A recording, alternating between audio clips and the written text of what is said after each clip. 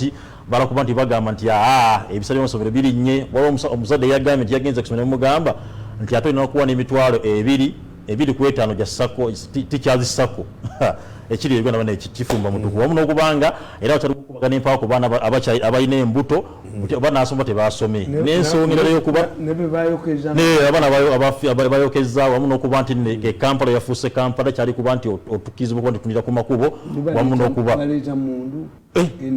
ebintu si byangu Mzee Tamale okuyita Kampala okugeza kuba nti wamu n'omukulu Segenya Alan Sebonya ne bagamba nti bana yeye ni timu tusuliridde mwagaza kumakolayo kamuko kamwe kalakasa ne mfuma parliament temuddangamu entalo nyingi ziri mwene UP ya NP yagamba nti tukyali wamu n'okubanga Uganda ndo ndazemo kubanda zitesaganya katandikira Mzee Tamale nyatandike n'ensonga ya mafuta ne batandikira fuel crisis mufuta gafusa mafuta andi kakati mweche bakola obubi somebody came to me nangamba nti wants to write a book about history, the history of Uganda.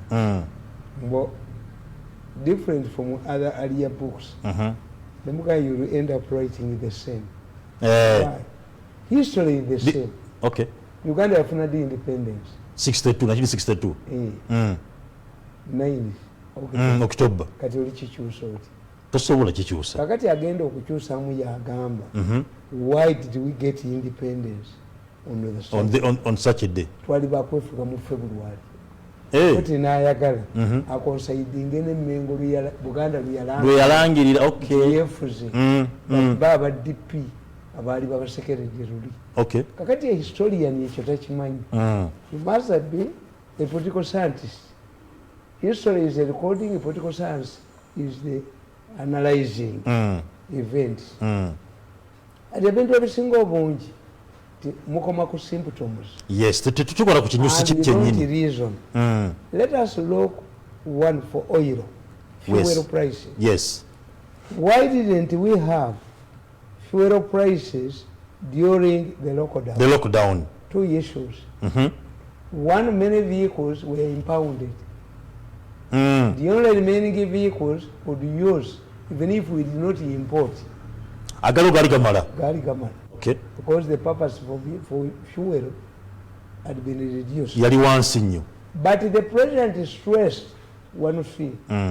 We must ensure that trucker drivers enter Uganda. True.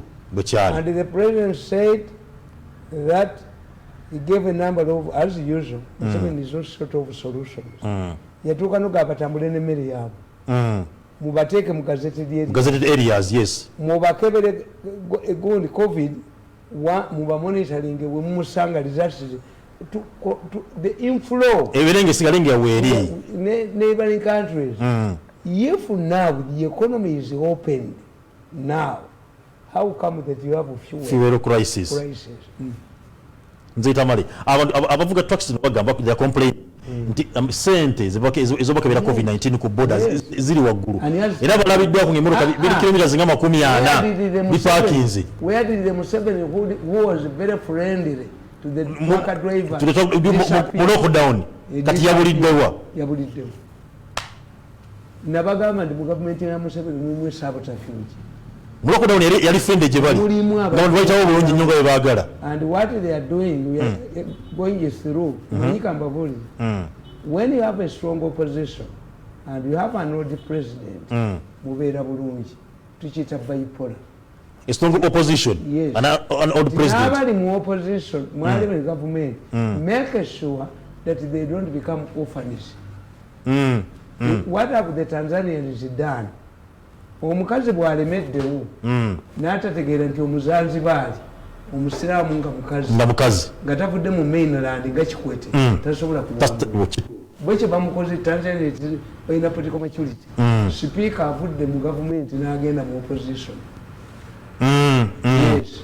Kakati as we approach the elections, this woman, it will dawn on this woman bajja mutuuka okay. If we sponsor you, are you more important than Chama cha Mapinduzi?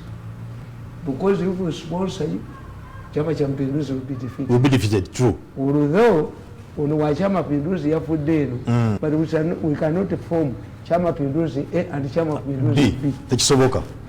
omukazi ajja kuvaamu bwe kiri bw'anaagala bamubaba bajja bamukubi kyamapinduzi akola ki aluzinge the use of kyama kyama cannot end bayinza n'okutta gwe ligasa gye bali bakipinze ate gwe kyetuyina opposition teriiwo wano mu Uganda kano tukayita kazu the battle is inside the palace naye nga mu palace namwe mulimu eyazimbamu gavumenti eyiye kyova olaba naye alina swings zakola bwati the government within the government mulimu ezi nti ono ekyokubiri I wonder where is the intelligence issue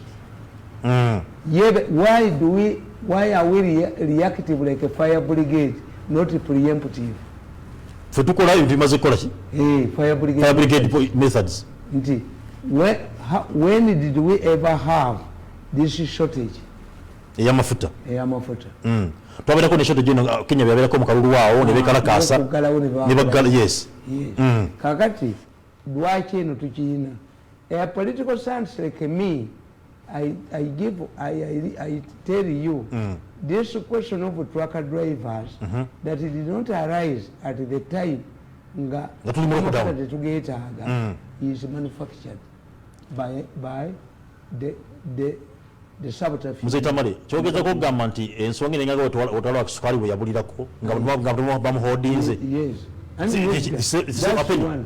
Okay. Two nabagamba have written a book why Uganda should prepare for a Raila Odinga presidency. Nembaganda Museveni is negative. Museveni always suffers from the Lucifer theory. Lucifer theory dictates that a person you have helped in the past pays you badly in the future. Gonyegere yali kusambya. Yes. President Kagame, one would say, Bava one. Buchiri. If they had, Obote had explained the Rwandese, Obote Yagamba, having kept this Ibaniya Rwanda for 50 years, is it impolite to tell them politely to go back home? They were saved by Museveni. Why? They joined the rebel ranks. Okay. Otherwise, they were fled to Tanzania and Congo, where they wouldn't get access to arms to go back. How have they paid us?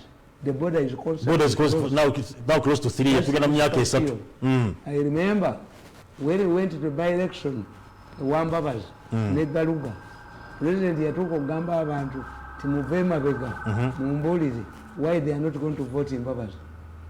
Mumboli, Tabeda, Museveni said, Timumonzi Jako. This is the presidential material. What happened later?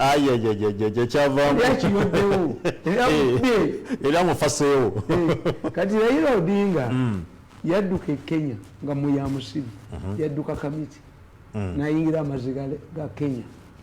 Immediately close into our waters, he was escorted. He was received by Major General Muhwezi in Uganda, given a house here. We almost went to war with Moi, demanding that Raila should go back. Museveni refused. Museveni said, I made a mistake of returning 3 people to their home country, which is not a name, and never do it again. They are killed. We gave Raila safe passage, nagenda mu Nordic countries. That's what I did. Okay. We must prepare. There are allegations into supporting Ruto, and that Ruto has established stations in Uganda. Those aren't allegations. You know, paralyzing the financial mass of your enemy, of your opponent. This is why enough to be in Uganda. Centers of a Bobby Wayne in opposition to the Missa. If it is true that Ruto has the fuel companies, Uganda, you will make money here. As a question, bakakuba bakukuba that is on number 2 yeso twagirabyeko waliwo ali mu government akola ki agizanyira kati endeyo kubiri mulimu erimu odinga politics we Kenya tayagala Museveni okay bakitegeera if you want Museveni not to interfere in your domestic affairs create troubles for him domestic trouble abiri na solving troubles abe mu kino abe kugwe okay ekyo tukikola take the problem the water to your enemy's door abirenga ya afana bibye yana bintu bigenda kukola ku biki bude kuyingira mu campaign yo kutegeera but when he is comfortable ngatayina kimusumbuwa kakati kankubuli if you have NRM people who are no opposite 10 kitegeeza they can be a problem to you yes true eriyo wabwe tebabeerayo batawanya constituencies ndala kuba ayamanye eno yayita mu kangene nonya akeri yes why previously we were electing the president first netugenda muki netugenda mu parliament which was profitable once you lose the presidency you can stand as an MP if you fail to stand as an MP Bobi Wine would be in parliament kubanga oba president wali bunemi yabada jabuzibwa ku parliament yes kati bagamba after electing the president influences the subsequent elections they lost eyali badde kansala bakumye obwemu pibera kansala kituufu n'ebironde badde olunaku lumu kakati you lose true so bwenkugamba ti abasajja ba Kenya bali bagamba ti create domestic problems for him nabagamba why did Rwanda close the border near the elections abanyarwanda bangi bana Uganda balonderawo n'amakaga Rwanda is the era nabagamba at one time the two countries will emerge or one of them will dominate the other kubanga the follow back position of the follow back state of the Banyarwanda the Tutsis is where in Uganda. If it took the Tutsis 50 years to go back to Rwanda, it can take the Hutus 100 years, but they will go back to Rwanda. How can you have a country where 40% of your population tell me they are in the diaspora? Tell me Gwanga wow. 40%? Yes. Ngabali mweke zaidi. So alarming. Planning to go back. Well, it will be vice versa. Gaddafi yaleta ekiteeso ne bamuyita musiru. Gaddafi yagamba timudire abatuusi bagende e Burundi mudire abakutu abali e Burundi bakole ki bajje Rwanda amawanga a Hutu nation and a Tutsi nation they did not look into Gaddafi's as good by the nation bade kiyamba but they are different kati nga mu Baganda omulundi ayina ebiteego omunyarwanda talina they can be different so nkugamba nti mi kati ezo zisulia factors if we have soldiers in Congo does Uganda have the practice of having oil reserves? I mean yayina reserves ejjinja nga za myezi 6 nga nebero kwesiza mwezi mukabiri tusiga tukola kubanga buli bazibanga Suez Canal nga abawala balona n'abayisraeli tetufuna mafuta so countries started storing oil ate nga ne consumption yali ntono nnyo amin yayina reserves ejjinja nga za myezi 6 amin yayina silos ebyaji bya government bya muntu kati these were the silos in Jinja were a donation of the Italian government bya muntu kakati mumugere ne mugamba mubere n'ebyaji where is the charge for government the government tell me peasant to have a charge where is your charge the government ndabira kuki nga katola bafa abashiriki abashiriki mubera n'ensawo n'ebibbo nekimuteeka mu ssente singa osanga ng'olina strategy ya ssente weewolamu is a local bank naye tezikulabya ennyanja leka naawe mwewolamu nozaayo is a bank muteekemu n'amagoba bajajja bakajjabateramu interest yes kyobalaba nti kakati ngufe abagagga temuli 100 mazike gokka ilukwata milioni 10 nozeewolamu mubawa interest mu kifo kyokugenda abafere bakubbi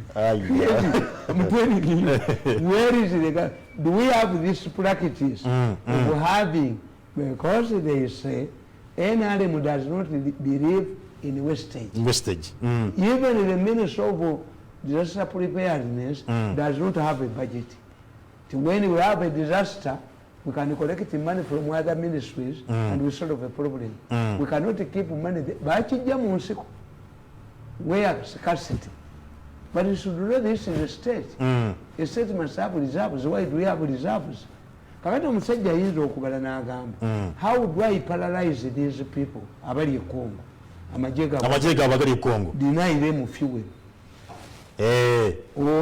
Ate bana ko research naliwo bamuteke kuwo public ekoleki ekabe ekyatusedda olabanga abantu bagula mafuta kati petro ali ku mitwalo gomwe ensi yamwe yetayina basajja batuula kubala banalizinga bitunga bibati kati abafere bo banoonya kukibbiramu abafere bo banoonya kukibbiramu. Okay. So when we sit down, the reason why I can talk I can be hosted on several media platforms and houses. Mine are not reactive. Mine are lectures, not talk shows. Yeah. Lectures. Yeah. To tickle your mind. If the president had ensured, even when we did not need much oil, because most of the vehicles were taxis were public vehicles, only government vehicles. But Museveni ensured that there was uninterrupted flow. Aba National Task Force batugamba nti ku sente zebakozesa kamulege yayisoka naye wanudde bajjabayola basajja mmwe. Because it's not me who is documenting. Many people are documenting. National Task Force. Some of the money has been allocated to buy a modern testing machine at the borders. Where is it? Come here. Your machine is what? But let's have a Tamale. There will be a empuuta bw'ebeera mu nnyanja etomera amaato g'abavubi naye tumanye nti amaato geetomera zembaawo kwe baligitemera negikumako omuliro zembaawo zigenda okozesebwa. Empuuta is preparing his firewood. It knocks boats, canoes of fishermen. But every canoe knock out, the empuuta knocks out, becomes a firewood. And ekimeza kwe bagitemera. Kakati the Kamulegeyas, I saw Kamulege and his team. Kamulege special, telling us that some of the money that we have collected at the National Task Force has been used to establish a fast testing machine at the borders. Kamulege, Mr. Kamulege. Where is the machine? Where is the machine? But truck drivers. There will be a time of accountability. But truck drivers government, Kenya. Testing zikolebwa ku bwereere ate free cost ne Uganda ate bolo charge sente ate empitirivu ate buli murundi ate kitegeere because these people are operating out of business acumenship ebyabwe bya kifere but bakusuubula tebakola ki monopolism. Do you think nti a truck in fact gamba buli it reveals that there is a sinister motive because usually it is a consumer who pays. Fuel will have been increased in Uganda, but available. Yeah. These taxi trucks, drivers, and the companies will tell you that because of the cost of vaccination in Uganda, we have increased the price of transport. What about the rail we have been talking about? The standard gauge rail. Where is it? Where is Uganda rail? Simanyi oba tunaagirabako ffe. Where is it? Bazukulu bayinza okuba nti banagira. And do you believe that the Kenyans were happy for you to divert the pipeline to Tanzania? They were not. And then they borrowed the money in the preparation of this? Nokwagalaniza okuba nti bakola. Olwala bambagamba tiba professor bamwe abeemakirire mbasekere. That's why I have no appetite to do a PhD. Tera yakola professor. Asimakerere. And the only university I know is Makerere. Simakerere. I have an appetite to do PhD in Makerere. Kubanga a professor of mathematics in Juba University. When Southern Sudan attained independence, they looked at the oil. There was the pipeline through Khartoum. The baganti atubala. Bashir bulirita efuluma ajibala. So he knows our revenue and what he will tax us. Okay. This professor of mathematics in Juba University was assigned to look for an alternative. The man said, when we take the Ethiopian route, wali wakasoza akali steep, tujja kwetagisa ubi tractor, ebisika amafuta, n'akalculating amafuta. Agenda okozesebwa okusika bitwake bigenda okozesebwa okusika ebigundi ebiri eri. He looked at the Kenyan route and he preferred the Kenyan route. Where have we benefited from these professors? Batubalirako fenti omujumite Tanzania. On paper. Even the man who has liberated the health fraternity, the medical fraternity, alimu herbs, alimu miti, ajilima buli mikati.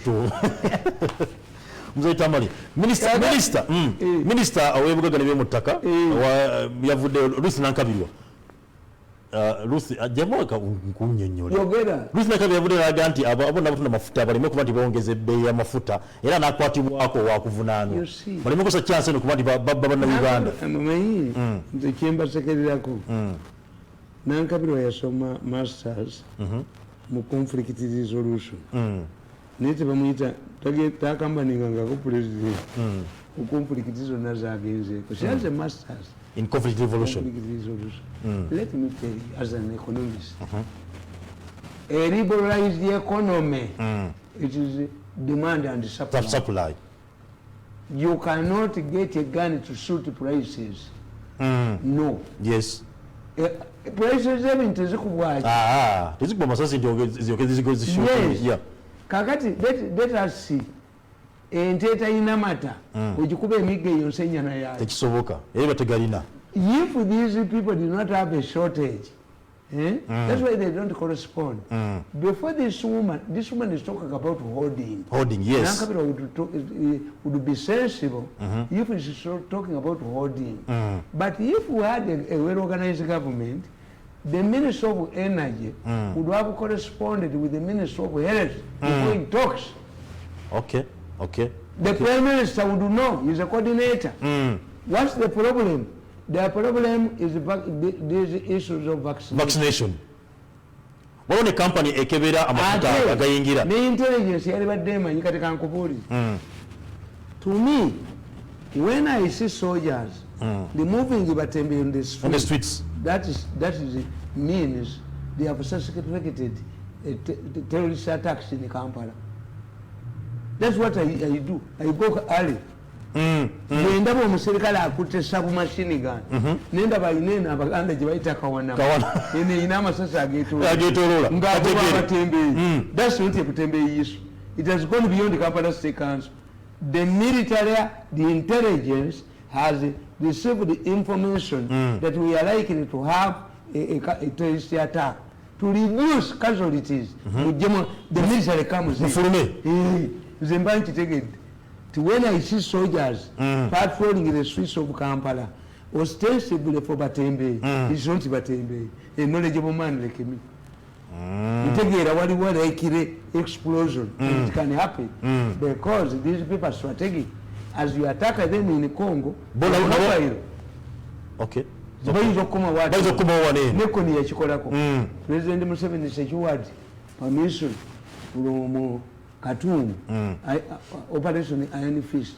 The moment our soldiers entered the southern Sudan, when they attacked it, Soroti, Karamoja, and Zimbabwe.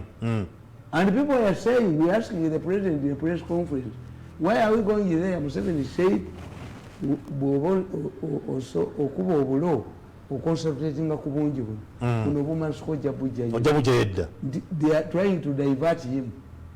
Era bamukula we balira sente amulu boys nedarani the soldiers did not return.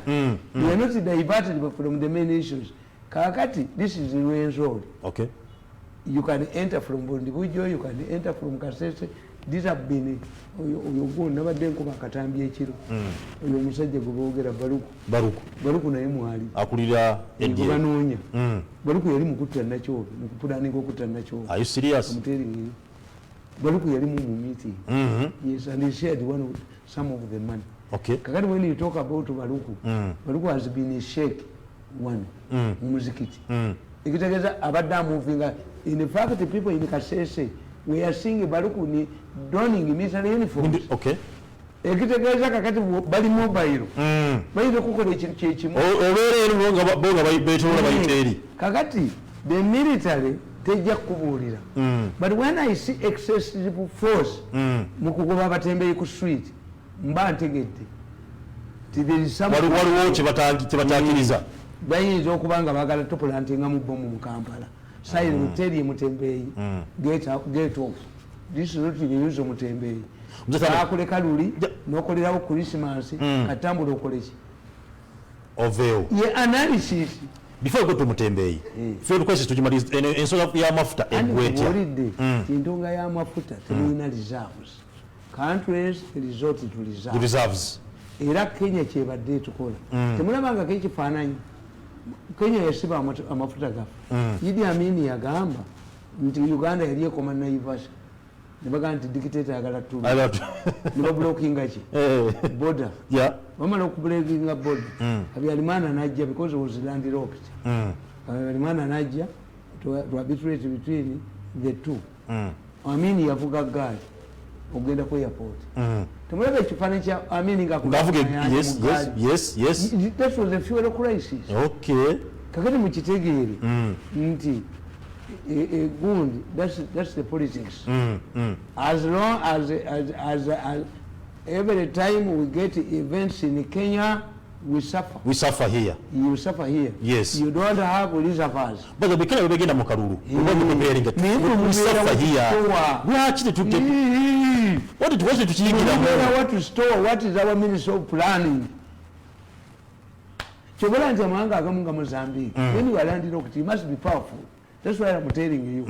Rwanda, ni Uganda, one of us will dominate the other. Nti abaserikale ba Zimbabwe bagende Mozambique ne bakuma beira gundi okuyita ebintu byabwe. What brought the downfall of this man in Gambia? Jahama uyu gundi Zambia wa Gambia ekyamusula kyali ki? Gambia bajigezaako jigatta ne Senegambia efuuke Senegambia ne Senegal ne Kigaana ku ssajja wala. Kakati Senegal eyina ekitundu kyayo ng'okukituukamu oyitawa mu Gambia. This man closed that route. Okay. Nagana twaksiza Senegal okuba ziyitawo okuyiba nti ziyitawo. What did the Senegalese do to finance this man?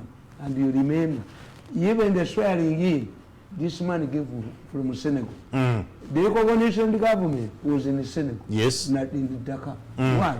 Movement of goods. Tutulemesa kuba tutamuza ebyaffe.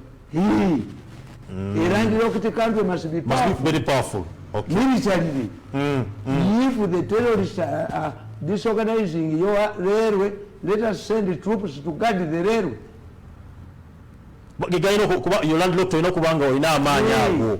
Kubanga kakati the Kenyans, their problem now is like here. The vice president and the president are fighting. But in the Tamale, why don't we stop interfering in Kenya politics? They are fighting.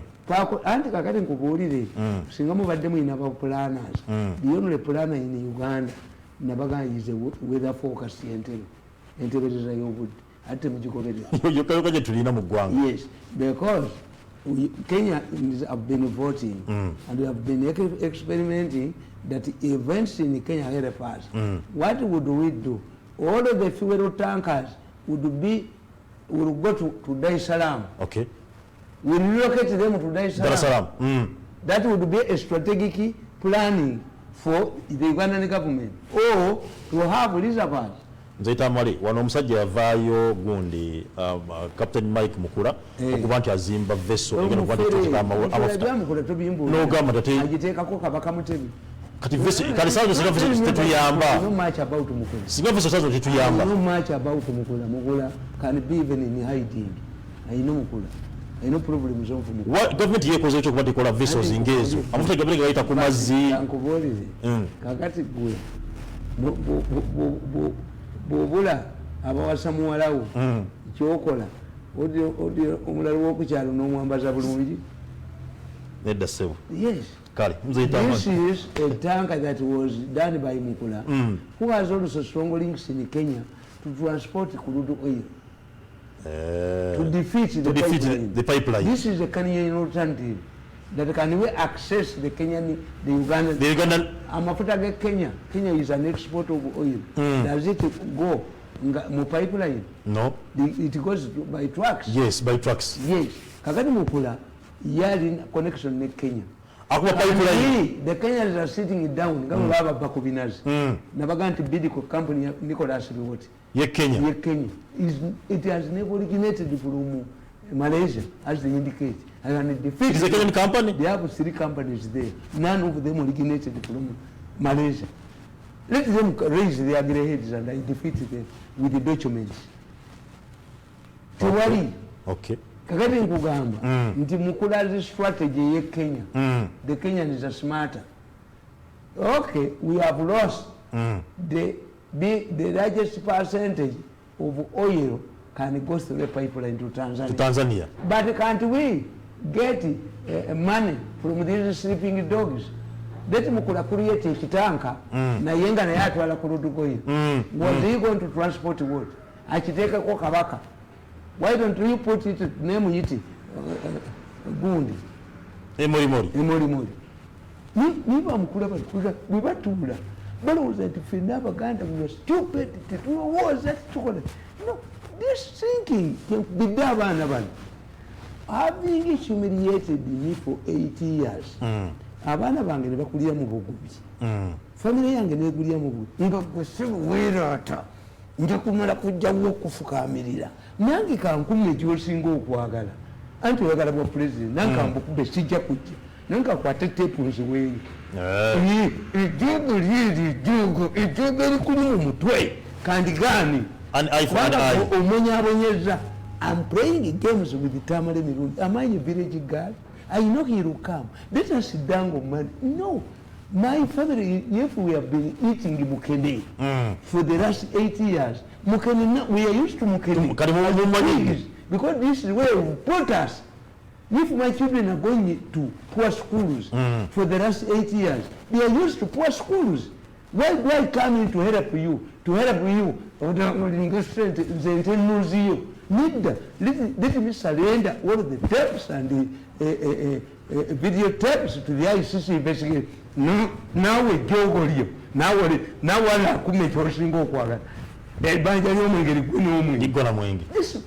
I don't understand. Why do you believe that when it comes to you, every person should panic to help you? When you have suffocated somebody's family, you never did anything to you. My mother asks me, nothing.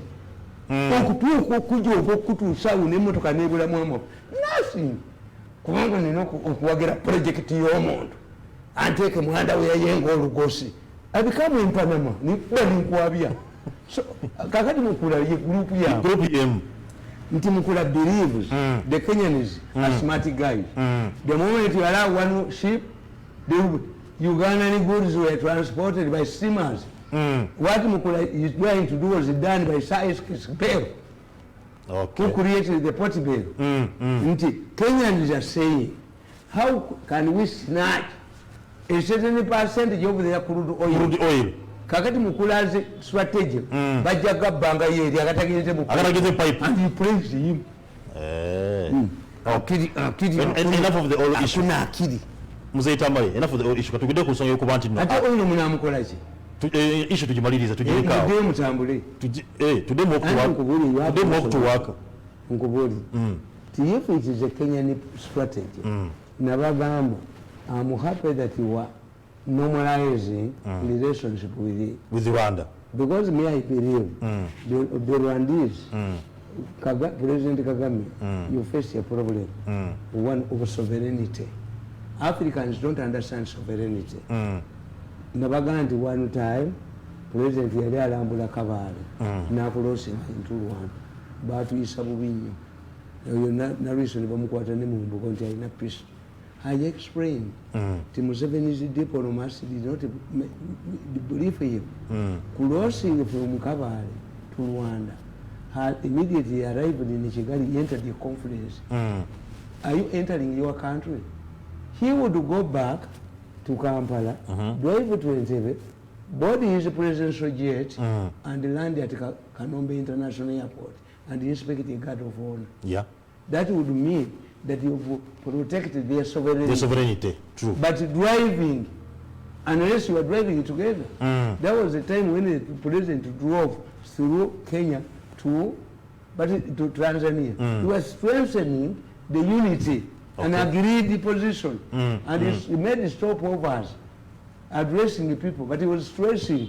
I've been talking, we are trying to formulate to revive the East African community, not talking about Uganda's dominance. Every country is very concerned about sovereignty. Sovereignty yayo. Kakati ekyokubiira olina okumanya ti President Kagame naye himself suffers an inferiority complex. How? Anti yali junior, si yali Rwejema, yali director waki, military intelligence, under who? Abaserikale bano tebamumulanga. Kakati basale but yefunza baani yali junior waabwe. Omanyi the junior issue does not go. No. I think this part explains the conflict between 210 next century. When I saw Saleh for the first time, it was an age of Saleh. Kati if the two are involved in the border on our 2010 at junior the conflict can arise. So whereas kita tabamu punishing yagamba nti Uganda manyimu bajino babiri bokka. Museveni nani? Ne Kayihura. But Kayihura was an aide. A junior to two? Yeah. Abaganda bagagwera bineje waliondabye.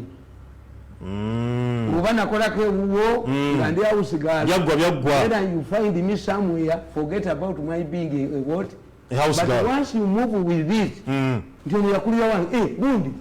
no. Some people don't want to be reminded about their history. True. I think these younger people, can relate to President Kagame more than the senior officers. Tugenda kuja kusonga ya Rwanda. Go to him. Tugenda kuja kusonga ya Rwanda. Nabaga nti oyo omwana ayebale bamulwanyisa. Adoni. Ayebale is celebrated. Yava mu mawulire. Yakolanga marketplace. Is related to Mugwezi. Yawasa mwanyina wa Mugwezi. Oyo ayebale bali bamusi. Ensonga katugire dala ensonga ye Rwanda. Talks zazzemu kuba zirizuminga. Era ayebale atandise okuba nti atugire ekigali. Nti ayebale bamulwanyisa. Era babadde bamukuba. Ayebale yabaleetera egundi. Nabagamba nti mu Uganda baataddemu a scientific monitoring station eya UN. Bali bakyogeddeko. Mu Uganda no weeri? Yes. UN yagiritu yayebali yagiritu. Not mentioned anywhere. But if it was done by Kabonero, all of the newspapers would cover it. That's why Nkoko Eliamajigayo. That's how I can describe you. You have created a celebrated diplomat. But because he does not come from certain families, he must be under the command, a European commander. That's what I rejected. I have the brain, you give me a budget, I operate, I never work under anybody. Ayebali. Playing a role of name to pacify Burundi. Ayebali. Yes, was leading the delegations. Burundi, Ayebali. Okay. But you are like a papyrus. A papyrus. Abaganda bakwan. Amazzi tegasa jago. No. Amazzi. Papyrus tete mwana ambazi. Ukula munkule. If this young man, Ayebali, was a Kenyan, a Nigerian, would be singa monitor gwekuba singa obukuba kwa monitor gwekuba olaba bukuba stolen olupapula lwa mawulire nolikuba stolen nti some people are going to sue government. Do we have a right to education in Uganda? Which provision of the constitution has the government violated? Mr. Editor of the Monitor. 2, in a free economy, do we have, if we cannot have a minimum wage, can we have minimum school fees? Why? You have the brain. We are saying they are looking for publicity. If there is no minimum wage, how can you have minimum school fees? It's free. You go, some schools are international, some schools, even in the secondary schools, tell you a series of school fees. Tell you who are you, what are you suing for? To get what the government is entitled to you, has given it to you. When some people go without food, is there a provision in the constitution that everybody should have free education? It was Museveni's initiative. Is it guaranteed in the constitution? Okay. Chogeza kugamba mzee Tamale issue yango tuze kushuya Rwanda ayebale and the Muhozi chogeza kugamba the young tax basobola kukolagana muri President Kagame resolving issues in Zimbabwe and nkubolira when you send Sale to Rwanda as a person who did international relations, who salutes the other? Kagame has to salute to Sale because yali junior way. Let me give you a similar scenario. Amini yakwata omusajja ne Makerere yali awandika the white pumpkin akataba white pumpkin Amini amukwata. The British government moved in to save the man. Amini was saying I'm going to execute him, but the white pumpkin bagikwata wa muntu ngagitaipinga. This is why if you are an author and you don't know how to type, we're in problems. Umuzungu yali tamanyi kutaipinga kakati agitwale omuntu amutaipingireko. Amindi's was intelligence was very efficient yabawanga sente bano abayiso sente zayiso olujja bano bagula ebizimbe bano abaana abali ku ground bakola emirimu badiso ne badda ku buwizi bw'abantu. How can you have an intelligence organization that is poor? Miso ebyuma government esobola bisite kubikulia data every day to monitor everybody bakwata boy katika robots ba conversation na meeting ne video gunde njiko miso ida staff erete baba tewali staff wa miso ina kamanda wayo ne direct ebisigadde for replace personnel technology bababba bumba mu miso tebayerimba limba miso ina abantu aba babiri Forans kumi I replaced the personnel bebasobola okunyaga n'ogula sente with technology nabalabanga babanoonya mbu cannot operate these machines, cannot do what, can't we buy the people who work which nkirimu can you buy him?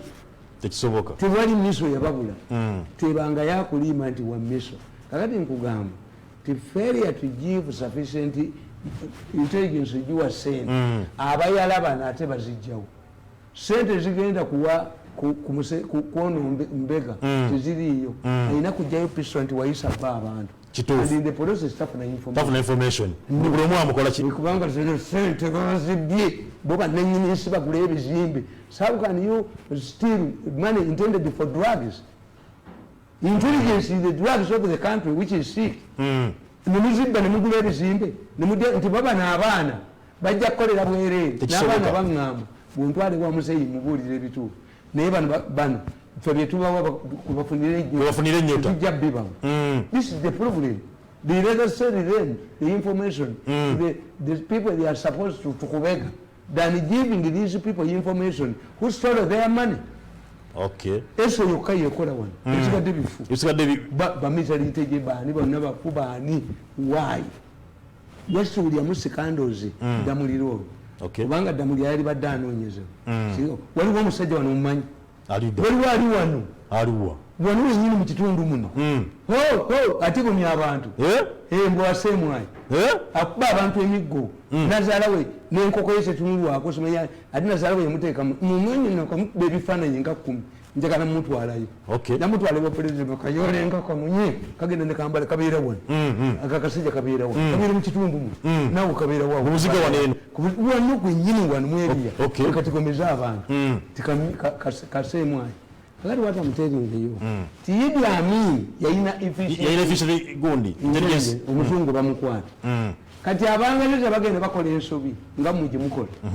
Baleeta General Blair yadumira ka Amin.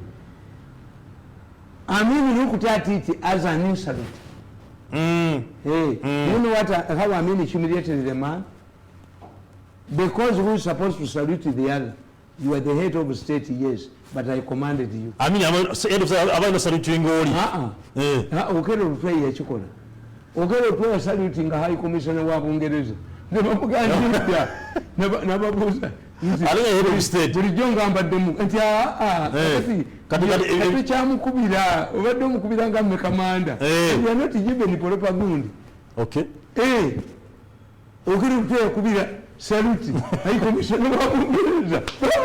Jambo sa. Kakati Amin yakola okuhumiliating General Blair. He saw it as an insult. The Asian people, the British thought that the man who could convince Amin was his former commander. The former commander way. Okay. Amin looked at it as an insult. Why? Auntie, what will you do? Go back to midday. Oh. Bamutumye kulibaya mfugako. Amin wanted to prove to General Blair. Kati netwala netongola. Now. Amin agende wabo mwesi nayo. Nibamuzimbira mukasisi. Ngaka yangu kalibika. General Blair yingira mu ayavula. Ya Amin bamuzimbira mu. General Blair yingira mu ayavula. Nenga bebifana yaba kamera. Bayina we bakubira. Nga General Blair ajja ayavula kwa Amin. Nakiraba yagenda mu Arua nibamuzimbira mu nsiisira nga General Blair ayina kwavula okulaba Amin. Amin n'agamba ti mbadde na mu kisiibo naye olunaku lwange alwonoonye abadde akyuma omwenge. Omanyi nti ffe twakulira emyaka gy'ensanvu nga tulina ebigambo ebi. Amin used to coin things. Omwenge baguyitanga Blair. Amin yagamba General Blair yabadde agunya omwenge. Humiliate him more. Amuyingiriza mukasisira nga yavula. Amugambye awulira omwenge.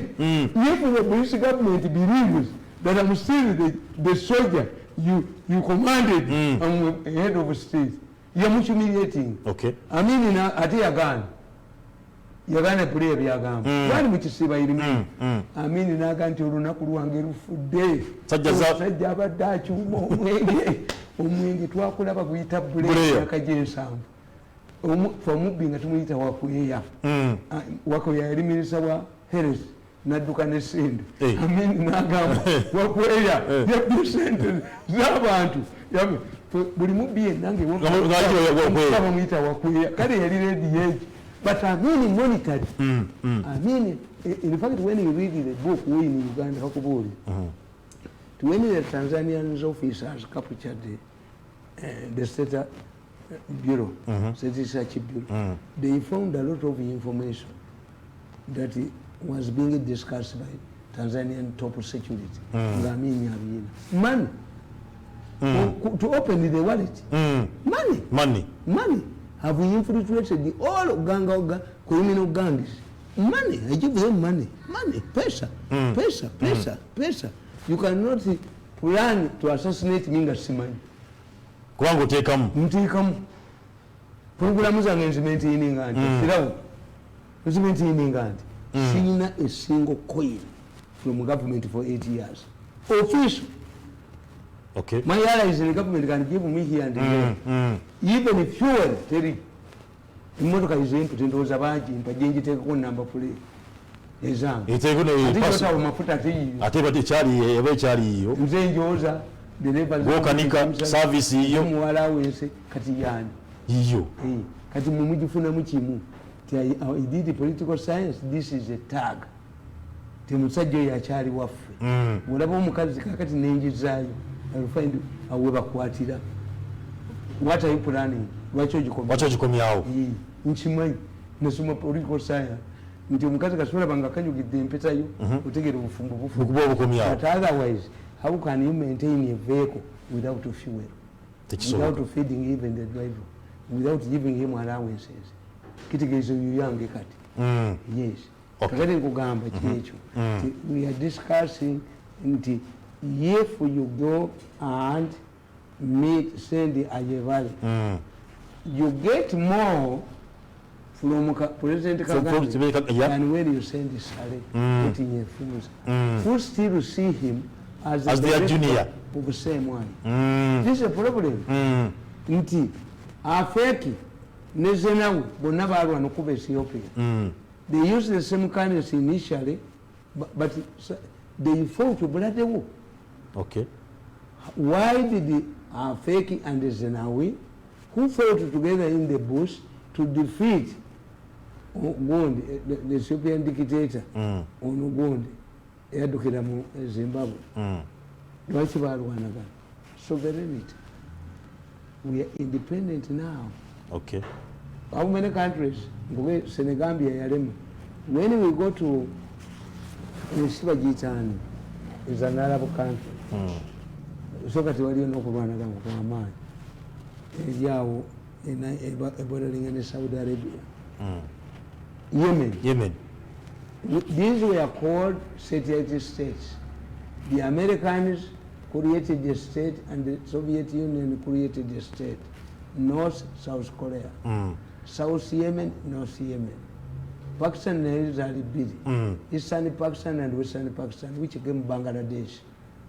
Bangladesh was West Pakistan, East Pakistan. Kakati, when they united Yemen, a president when they say now for couple they fought together. Yemen ended up annexed, and that's why they're fighting. There was a proposal here to form Ugatanza when Tanzania invaded us. Ugatanza. How can you form a unit when the population is against it? So you can things are being relaxed. Once you take it there, they are offending Muhozins. Once you take it there,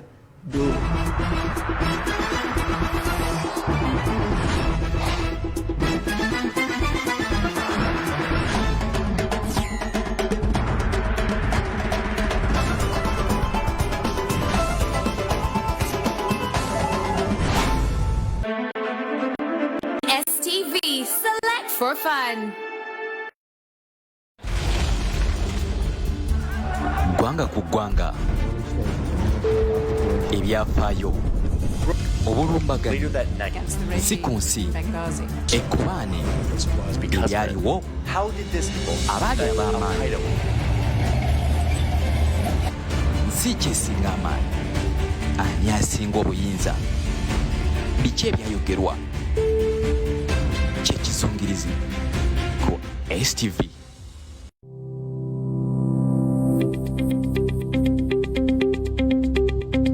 Omusawo ye yasoma eddagala n'ebyobujjanjabi n'ebyemibiri gyaffe era y'ensonga lwaki nagenda ne bangema kubanga abasawo batugamba bagende batugeme. Minisitule y'ebyobulamu yatugamba, ekitongole ky'ensi yonna ekikola ku byobulamu World Health Organization kyatugamba, abakulembeze bakitugambye, Ssaabasajja Kabaka yakitugamba, Pulezidenti akitugambye, bakulembeze b'eddiini bakitugambye. Nange ndi wano ndi mukulembeze nkigamba abantu, kale nnyina okukola ekyo nange kye ŋŋamba abantu kyebaava bangema. Weewala okukwatibwa akawuka ka COVID-19 ng'okola bino wammanga, naaba mu ngalo ne sabbuuni, yambala masiki yo, teekawo akabanga wakati wo n'abakuliraanye, weewala omujjuzo, sigala ewaka, weewala okukwata mu ngalo wamu n'okwegwa mu bifuba, genda bakugeme.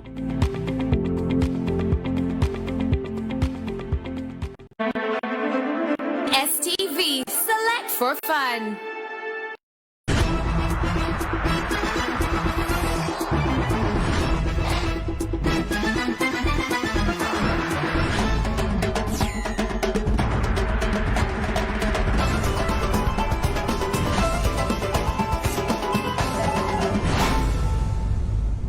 awo mbebaza mwana wekumide Quest TV aba social media platforms nga Facebook na YouTube mbebaza kuba no kwemulira bazo omukulu Moses omune banno wale Somalia Mogadishu mbalaba kwemuli mutugoberera wamu no mukyala mama ajala bali ebungereza naye mpaba kulo tugoberera ayagala okuba nti noterera nobango temagana bulungi ngonyirire kirevunga okutegunyira bulungi so jalo sasa jowere makindi yawo weri wamu no kuba muzeyo ro kwa ko bulungi kaka baby face nga kamze Tamale Brenda's Beauty World ne bakola ko bulungi noterera nodda ku muzuli abagala amasuuti yitugaina bakoli bati bagamba nti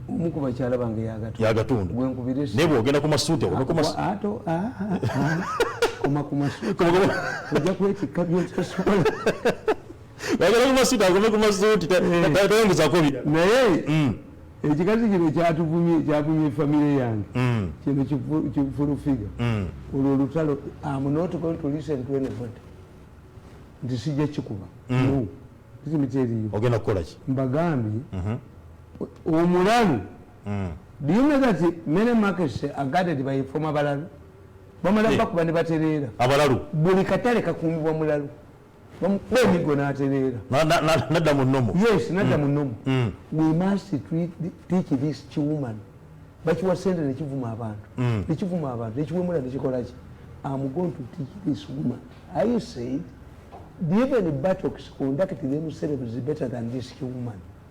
Why? Dianas.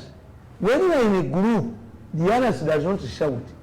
See, naye mungu bambuliribu ubanga oliweka kino kyasama bwasa mini kyasama nekivuma buli muntu nekivuma buli kati tagoli Diana ogamba ti omukazi ali ku muzigo musiru awemula bw'omutegevu nodda mu nyumba abakuwe yawemula atya ebigambo byagera butebiyisika mukama kiki biyisaamu kiti bila ekikazi kino temutaasa for me once I declare total destruction. Okay. Yes.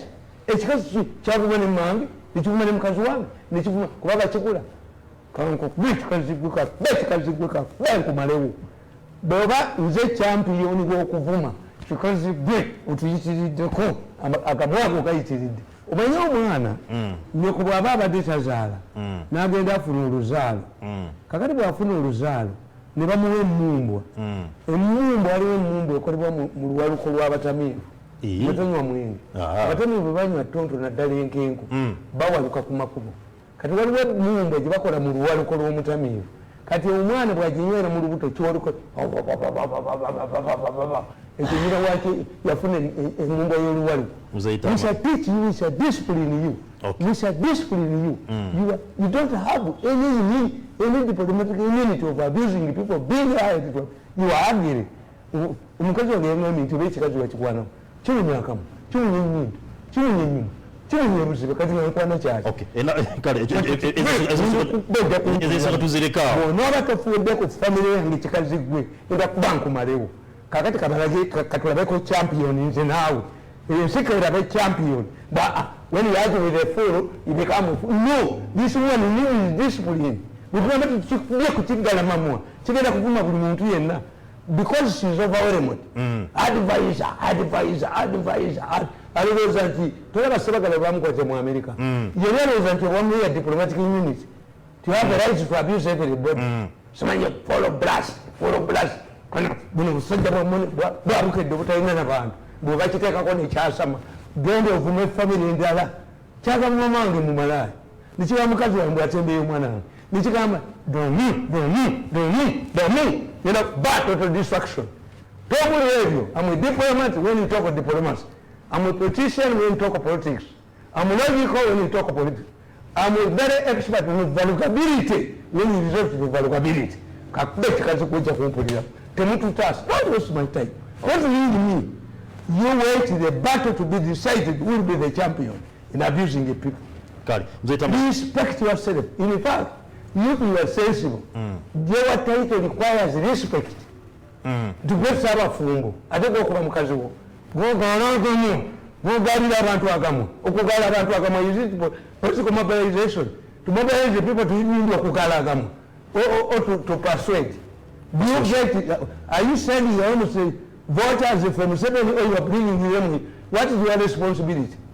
But esimu kyagifuddemu kabiri tuvulaba tekina orientation yonna bwekyovuma wavumye famire yaffe tujja kutunka kyekaziko tujja kutunka katutunke irusimi nange ndi muvumi temututaasa bekikati kino kijje ku maapu kiyitiddwa okuvuma ekuba Museveni my daughter naga nti daughter kandi Museveni abaana ba Museveni bagala amamwanga ggwe agenda noogera ebyobulemu nga ggwe niba kijjawa kyakulira mu kiti oba mu lyato State House.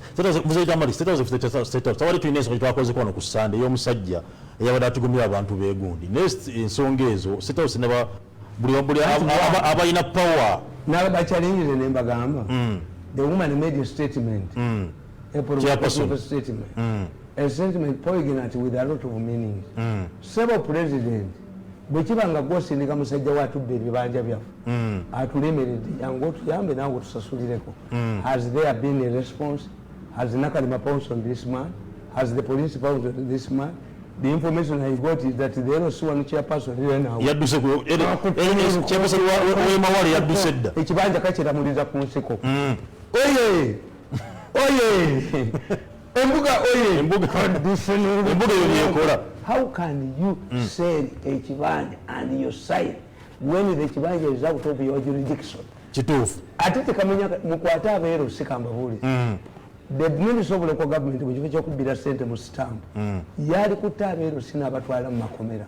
Do you know that many LCs chairpersons are in prisons over the same issue? Yes. nti basayininga bakola endagaano ezitali mugondi mu bitundu byabwe. Why should the chairman sign alone? Why should I pay you when the whole committee is not assembled?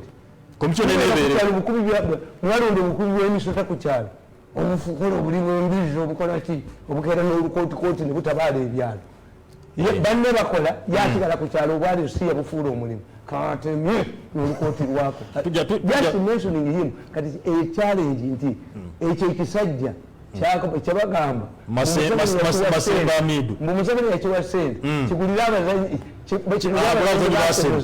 sikagambe nitunini nitumukibuzeeko obulamu. State House akolera State House munnange mbwakolera State House Masemba Amidu wali awo office eri Kanyandawo the police, the OC police would arrest this man. Ate when you arrest him, mujja kufuna muyina kikwata kirungi mutesiba emigwa nekimala okusasula cheque zonna ez'abantu.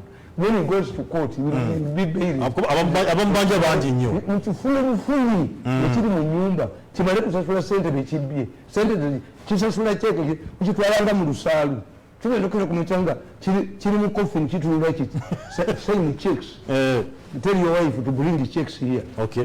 Kasa mutwala mu court ngawe kituufu amutegeeyo tajja basasula kale nze Tamale tuyina ensonga eyagudde mu bwakyabazinga bw'e Busoga. That is simple. Ensonga eyo abakulu abamu ba chiefs bamu ne bagamba gabuula asigwe n'okuba ku ntebe bamulanga okuba nti nno tasula mu lubiri tabawa kitiibwa yajjawo n'ensonga yokuba nti obwakyabazinga bali bakyusa every 5 years bakyusa yabijjawo byonna. The constitution of Busoga says they must be 11 Barangi. Yes. The quorum is 8 Barangira. And the meeting must be presided over by a Savalangi. But about the 6? You cannot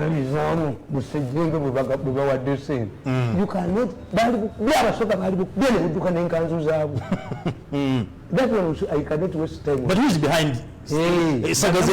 Nabagamba nti abasoga bayinekizibu bakazi be babafuga 2 ministers nti abasoga balinga balokole abalokole ekibaleetedde obuzibu kulowooza nti owa State House ne UC kinene nnyo bagundi basabira gindi ennyo nga nalyoka aleetawo anybody can get a police ono gundi kagundi Kayanja nazimbira abapoliisi buli awasize wakayanya nga akula akyali side yafuna enyota.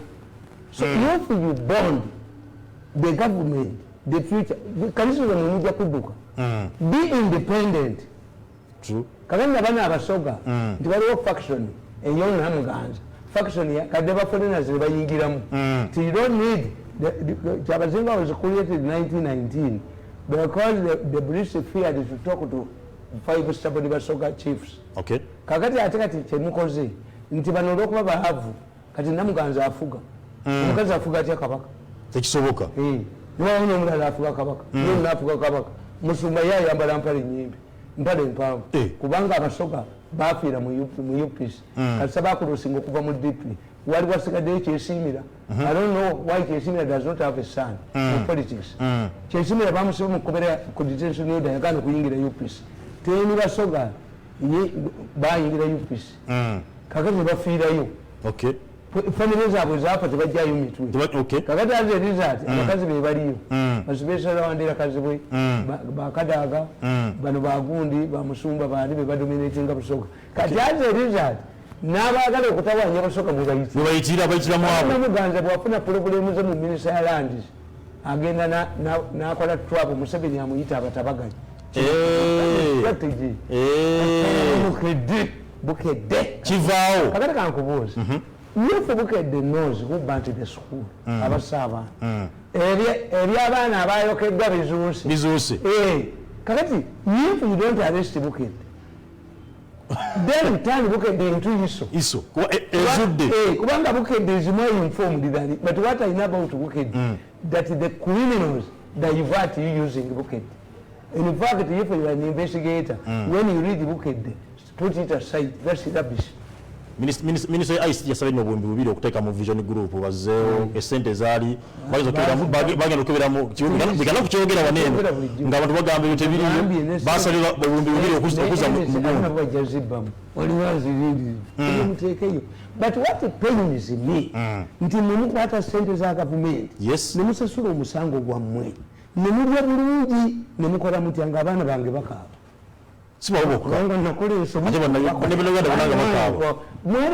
didn't you know nti I will be needed? What type of balokole are you? I hear you are balokole. Nti for you mujevuna mukwata sente nemuzijjeeno kati mwaguze baloya abalala mukoze mutya but it is will you start me into submission? It cannot happen. Obawemye I wasn't will stop me into submission. I'm harder. I harden more. Kati kutambi naruwayo kati munziti. Nenga babujozi. Nabaga sija buwayo. Ate sirigenda hege kubarumiriza. No, he must come to me and kneel before me and take. Oh, who are you? Are you king? Are you king? Are you the last king of Uganda? Is the word coming to an end? What we do, we shall see you. True. As we have seen other people.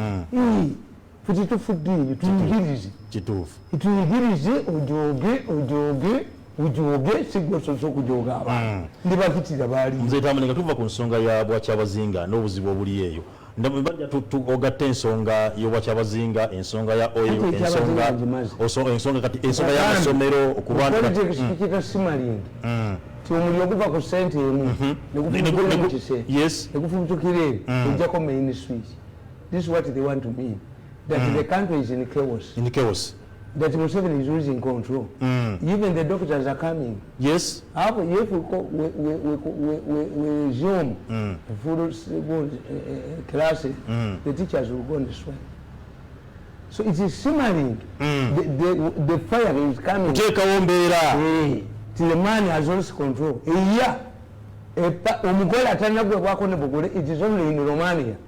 We have Sesco. We have 99% Mukalu. Within 3 months, bamutani mukazi we. Ani mutabani we yali adumira gundi special forces. Luseseseko. Naye ekidibanga kipya kabotongo. How can you tell me? Naye atenga ye Museveni ababala. All of these tremors, let them come early. By the time he finishes, kuba ina advantage. Nabaga ndi Museveni. Bwekuba mumujira we myaka 7 he can be a coach player. Kalesa bwala, yali musajja Zambia. Yeah, yindiriramu nga guganye kabali Museveni is eligible for coming back. Sinalabawo organization mu the battle is inside the palace. Okay. Yali akyagala nnyo naye olabika kimuva mu ngalo bujozi abantu tebayinza kukolimira bonna nga buli omu akolima Allah n'akuwa ebirungi Allah abatayigiriza abantu kubanga nze genda kumakya negende waffe mu nsozi nenkuma ebyoto nenkuma timange nambuuza naye wabakola ki abakujongeseza okutuuka awo nebakola ki nebakuba emigo nebakola ki omuntu omu nakujjawo nakujjamu ku mpale nayakola kwambule mu mpale nandaweya just go. Okay. Muzeyi Tamale, ensonga y'amasomero. Ensonga gyetwatogerako y'amasomero okuba nti nno abawala bavude ne bagenda mu kkooti nga bagamba nti ebisale by'amasomero birinnye enkandago basaba requirements nnyingi. Waliwo issue y'okuba nti nno era abaana abalina embuto gavumenti evadde ku masomero naye religious bannaddiini bagamba abaana tebandikeze ku masomero wamu n'obwakabaka bwavuddeyo nga how can a Munadini come and talk about tomorrows when the other day one of their celebrated archbishops was about to narrate? You should be hiding your heads. You just need us. Lie low.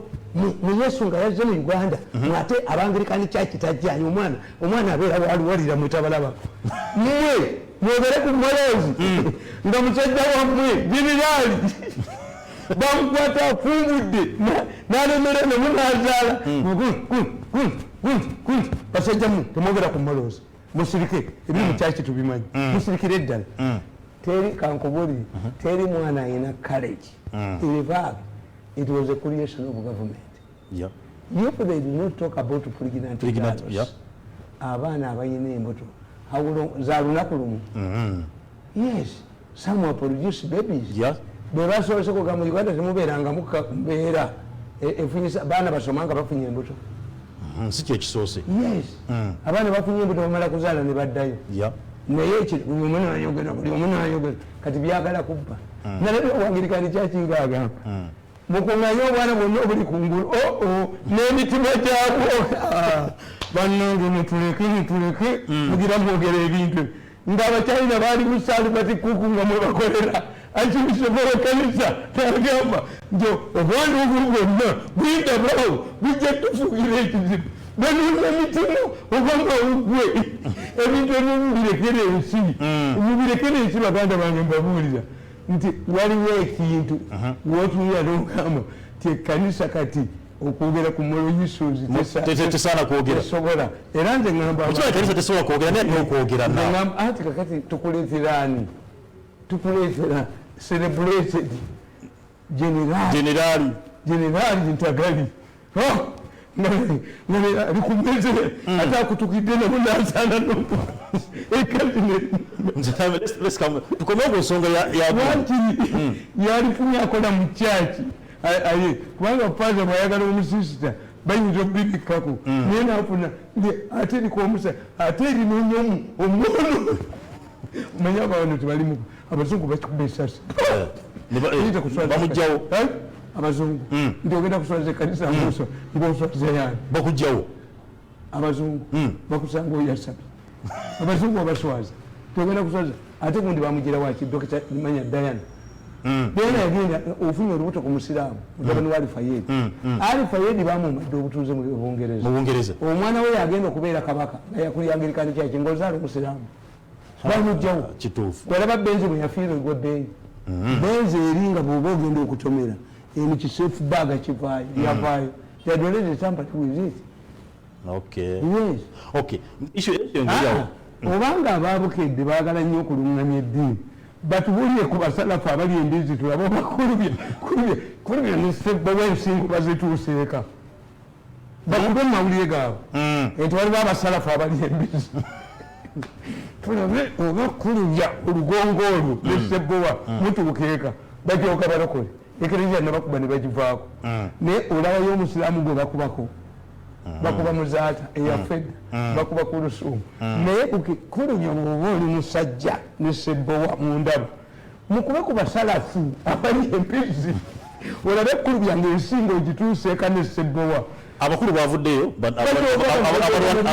abalwanira ebyenjigiriza nga badduse paka mu kkooti nga bagamba nti school fees ebisibwa ku masomero government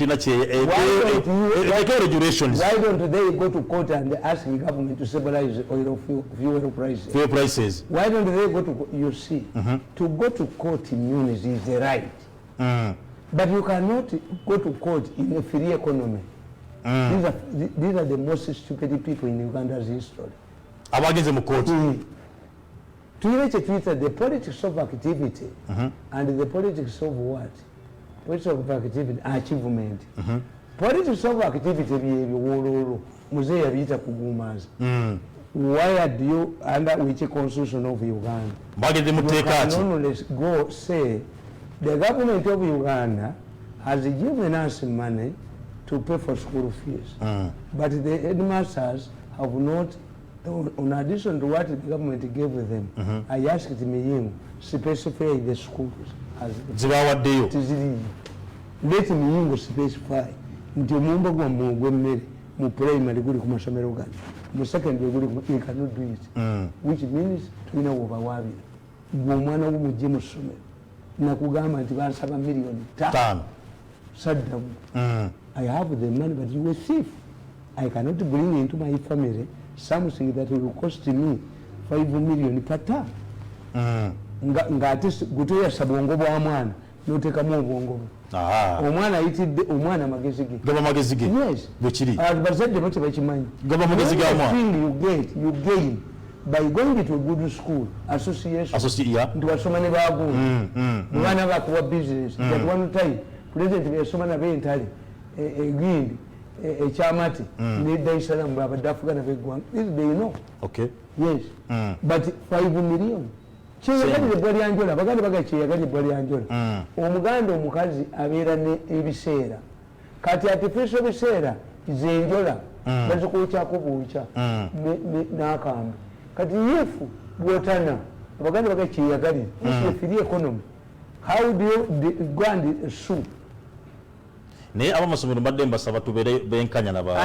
tubeere n'ekisa waliwo omuzadde yavudde n'ayogera nti yatuse kusomera musaba teachers sakofi omusomesa omuzadde abasobole teachers sakofi emitwalo 5 anti kankubuulire you go to another school kuba kati kankubuulire waliwo somero gwatuukiriza baganda bange basiraamu waliwo somero abaganda bange basiraamu lyatuukiriza nende ya saruna ey'enkumi 3 emitwalo 2 tubeere fair go to another school ensi yonna buli omu ali buli go to another school is a free economy obasabeyo nze nveewo ogenda gyosanga gyenja kankubuulire abagulamu owino amaduuka tebagayitako yes bo bamuwino omusajja nze mbabuuza bulijjo nti gwaguleyo ekirengente oligimalayo ddi gwalooza agule omutwe gw'ente tamanyi nti magumba agule ekirengente alimalayo ddi okay once you complain about something it means you've gone beyond your level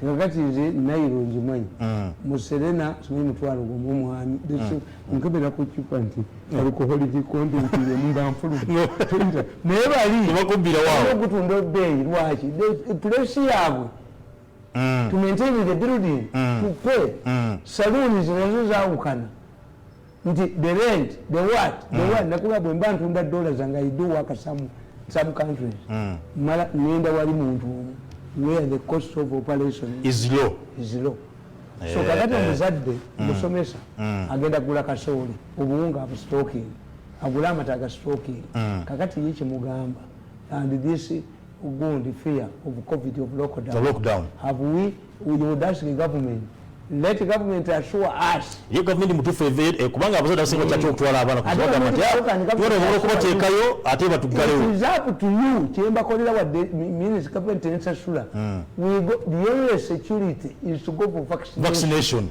Don't think that we are vaccinating yokumala oluwalo tusanyusa mu 7 no to have this permanent gundi president yatukokonyaako n'atuwa a crowbar. If you do this, I will do this. Museveni will tell you, by the time I open, figures are by the time up today, figures are should we continue? Because if we continue, everybody will be affected. The ball is in your court. Okay. Now, before you come to your book, ogenda kubutubulira ensonga. Ogenda kujja kataboko. Tumaze n'ensonga y'abagundi yokuba nti military yayidde mu kibuga kuba nti bagoba batembeye kiosks zijjiddeawo abantu bali basomera lisensi zaabwe mu kiosks ate kati baveewo nkugambe when you see the military the situation has gone beyond logic When I see the military, nga yiri mu kibuga okuba bitegula batembeeyi. I don't need to be explained. It would mean that when these people have been cornered in Congo, our government has received the credible information that they want to intensify now attack. The Kampala. Military okujja mu kibuga. It was a directive of RCC wa Kampala Hussein Hood. Okuba nti ajje abatembeeyi bave mu Kampala. Ojja kuddukira Mbale bwali badduka. Toyinza kuddira musajja yavuma bubweni nimuleeta ekiwemwe ne kakimu nimuteeka. He has, I don't know his academic paper, his academic standard. Anange simanyi. Bino bikolebwa essaawa zino. Directive ye. Ye bamwekweseemu. Tamanyi nakiriwo. Oyo alinga mperekeze. You cannot summon emperekeze when you want to dissolve a marriage. Emperekeze by the time the marriage is consummated, the emperekeze are already asleep. This one doesn't know what is happening. But for me, when I see military, I understand. This is a serious future matter. This one means the government has received the credible information that as you corner these ADF people, they will see making to the city. Earlier back, waliwo omukulu yavaayo enanga n'agamba n'awunika na Kampala.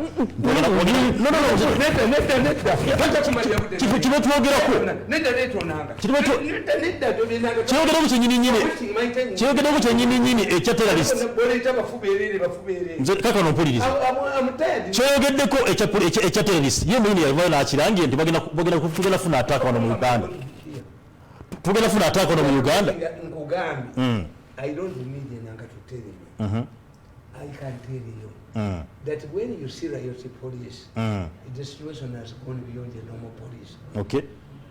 Era riot police omusikala asooka n'akubasomera. Is reading the right act. Under this section of the law, this is an illegal rally. If you don't move within 30 minutes, then I will use maximum force. Kakati is when I see the military, which is not a normal goal practice in Uganda, that when you see soldiers cannot come to remove goal. Katono nnyo mzee katutereze katono nnyo tube nga tudda eddakiika emu yokka.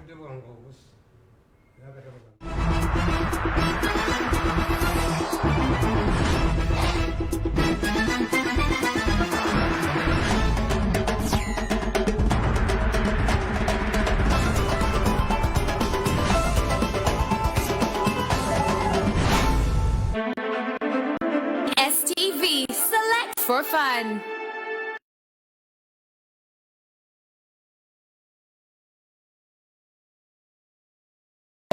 In the land when it comes to youth entertainment.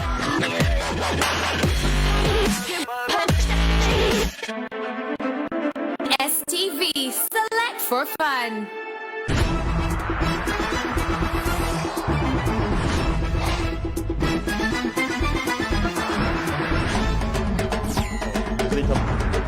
Ojja ku nsonga y'akatabo kale katufuna ensonga akatabo ko nti ab'amagye nga bwe mbamanyi tebasobola kujjawo bintu. That would be military kyejjangako. That would be state council, that would be the police. When I see the soldiers, I appeal to you people to move. Baveewo peacefully. Kitegeeza nti as ADF is cornered in Congo, esobola okuddamu gundi one diversion netega boom.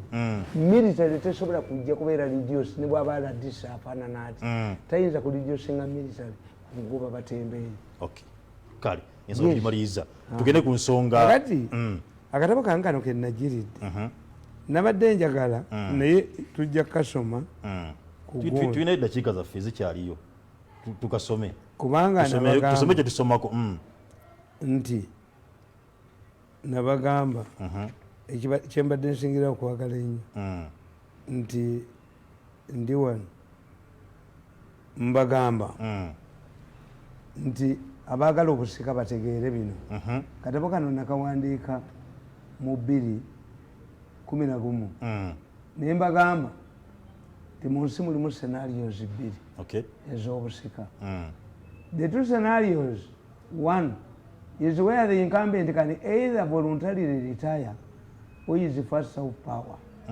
The latter scenario implies that he will have no role in determining the succession. Gaddafi talina succession role. Gondi talina succession role. Ani. Owekatumba. Okay. Bashir. Yes. But if you are a comfortable president like Museveni, he is in position to choose a successor. Nga Uhuru bwakoze. Yes.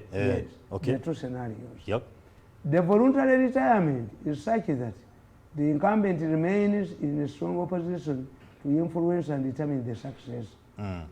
If they, under this prevailing situation, you have in Uganda, like the Kenyan situation, it naturally follows that an incumbent cannot cede the power to somebody he does not know. Knowing in politics does not stop at somebody's name or face. It extends to historical bond. Experience shows that it is highly risky for an incumbent to entrust the power to somebody without a historical link. By this I mean a long time relationship. You must have guarantors who can invoke this historical bond if your successor turns hostile. Nelson Mandela in South Africa ensured that his close friend Thabo Mbeki succeeded him. President Kuwa Busaka inanga akumanyi. Siri nyeri Tamale mirundi. Ayina okuba ne historical bond. Ne historical background yonga ina. Nga ayina kyali invoking mu future. Okay. Ddala weefulidde omusajja oyo. This is why I have the support of the population. Omwana oyo yabakolera nnyo tebali mukoze. Tebali mukoze bwe batyo. N'emmotoka amafuta ne bagajja, but it is zeros on one man. Bwe kiri. And you will pay. And wasn't nze nja kwogera project in which I can meet. Sikisobola. Secondly, a leader does not entrust the power to somebody who can easily establish his own political power base within a very short time. It's advisable to incumbents to remain with some sort of influence in the government in the first 5 years following their retirement. This is because human nature loves the freedom. It seeks to get out of the shadow of its predecessor and establish its own identity and legacy. A person who can easily establish a political power base gets new friends and easily hijacked by political opportunities of his new base. Gwebogamba nti olina political groups takuwa. Kubanga you can easily establish your political base. Political base, okay. Yes. Uhuru Kenyatta akugamba nti I will be a coach. Ono ye muzanyi. Gundi Raila usually aloga nti Raila n'agamba I will follow the footsteps of Uhuru. Kakati mwenchi kitegeeza. As he loses control in domestic affairs, it's going to be very dangerous on foreign affairs. Jagenda okulagira amaanyi. Kubanga Kenya is a player. It's only in foreign affairs where you see the real Raila. This is why I tell you that if we don't improve relationship with Rwanda, we shall be headed like a mango in a fix. Kenya gena kuba etunyiga neno. Okay. Agati nkugamba. Lastly, a leader should hand over power to somebody who attributes defeat to the retiring president. You hand over power to a politician who somebody who feels that his success is attributed to you. This is what we call the politics of environment. Omuntu omuwange ekifo ng'ajja kisiima taba kuba oyo sandi badde wano ekitegeeza oyo takulumba. But when you say man, after all I'm educated, appointing me a minister is not a big deal. Am I not a Ugandan? I have a constitutional right. Tomukwasa power.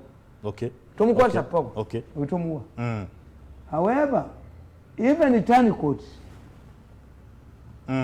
abefura-fura abo bamutawana.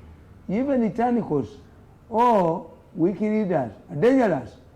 They become an easy target for political manipulation by their opponents and try to prove that they are not dependent on retirement president. Katiraba. Moyi yaleka sente za Kenyatta ne circulating. Nateka opportunity bid naga nti mfata nyayo until 86. Emyaka 5. Ngatana pa mushado za Kenyatta. Ne cabinet nga jayina. Kakati bajja ne bakugamba. Kakati gwe uli situji wa Museveni. olaba kiki kikyuse. This is what is disturbing this woman in Tanzania. She failed to inherit ebintu bya Magufuli because is an accomplishing leader. Nti kalire kwoka kutoka tusawa okatusa gye kale oweta kudda kisaawe gye kyava kati agasse ebintu bibiri uyo omukyala agasse okunoonya bwa pulezidenti bwe ye gundi ye Goodluck yalowooza tamuzi bbiri kati namaliriza munange mulwadde kati njagala eyange mwajja mu embiiso tugo tugende kyekibonyamenya Samia Suluhu. Yes. Avudde ku assignment. Assignment was an accomplishing kumaliriza. Yes. Not to stand we. Kuba tebakwagalangako oli yakuleetanga running mate. How are you sure that if you were given a chance, did you stand in the delegates conference of Chama cha Mapinduzi? Have you ever shown your face there? Okay. People don't understand the politics. Nkugamba nti, however, a retiring president should never underestimate his successor's political abilities. People change. They are not static. As I pointed out earlier, there is no person who can accurately predict another person's mind. Many are pretenders. Furthermore, politics, money, and religion change people's attitudes and behavior. This is because they attract new friends with different motives. This explains why when people get money and power or get married, they change friends. In Kenya, Mzee Jomo Kenyatta and the Kikuyu Mafia underestimated the Arab Moi. They believe that since Moi came from a smaller tribe among the Kalenjin, the Kikuyu, who had established a strong network within the government and in the private sector, would snatch power from him. They looked at Moi as a passing crown. However, outsmarted them by borrowing power and support from other tribes. Tebakugamba nga konti waliwo omuntu ava mu katribe akatono. Moi yali ava mu Bakalenjin. Seba namba bbiri kati bwe muba ne ssente muzaala nnyo abaana bakula. Kituufu. Naye omusajja yasuze enjala ng'agamba nti wayi jangu tukituuze palamenti. Abatasobola. Omuntu omugagga, sex is for mine, especially mine. Yeah. If you have problems, there is no sex. Kituufu. Tumubona abasajja bo mu kyalo bali nga bazaala nnyo. Gwe n'ogaana okuzaala ate n'oweerera ababe. Why? Ye demand ziri entono. Omummonde gwe empale yagifunyamu n'agenda alima. N'akomawo. N'akomako n'egenda mu katawuni. Era nasese. Waliwo omusajja. Wekwalot. Nkuleetedde amasuuti 50. Nenkugamba nti lunaku nja kutwalangako emwemu. Bwezisasula omulundi gumu. Nja kusasula naye siridi. Oyina bakasitoma bameka gwe basobola okuleeta esuuti 5. Ate yabadde alowooza nti bw'alemera esuuti 5 nina 5 nina 45. Ekitegeeza n'ezo ne bwenzikuwa. Ne bw'ozimulekera tosala. Sisala. But where do you get business such many shape? To have a person who can to assigning the agreement mugundi receipt, you take them once. They don't know. Kati mwafu. Kituufu. How many people come and collect their bond? I've told you I will pick one every day. Every day. Yeah. You never see me again. Okay. In Zambia, Frederick Chiluba underestimated F. Patrick Mwanawasa. He was deceived by medical doctors that Mwanawasa would not complete his first term as president. Mwanawasa was a victim of a fatal accident that severely affected his abdomen. He reasoned, Chiluba, that if he became president, Mwanawasa became president, and gave him trouble, he would die within a short time. Therefore, Chiluba suggested that the new president be deputized by a vice president who would take over upon Mwanawasa's demise. But Chiluba would later pay heavily for this. Mwanawasa subjected him to a long and embarrassing court process where his underpants were exposed to the public. Most of his former allies were put behind the bars. Mwanawasa wished to remain and die his own man. He did not attribute his ascendancy to the president to Chiluba's role. Chiluba failed to understand that Mwanawasa, as a private lawyer, could not pay for his huge health bills, and the doctors at the best period this fact. However, as the president of Zambia, who was waging a corruption crusade and forcing people to vomit what they had stolen, mwana wasaze exorbitant B became nothing. Yeche yabakola.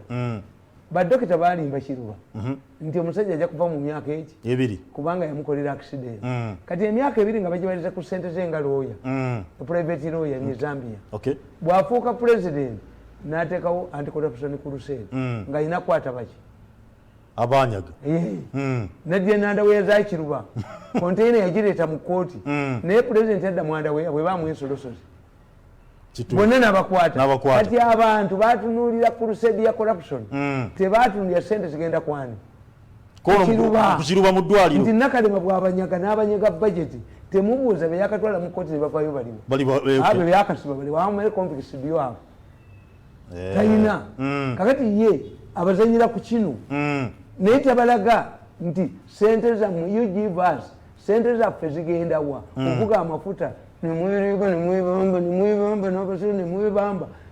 are your products? The problem is not staying, is not the newly married couple to remain, how long they remain in the bed. Has the Mugore conceived?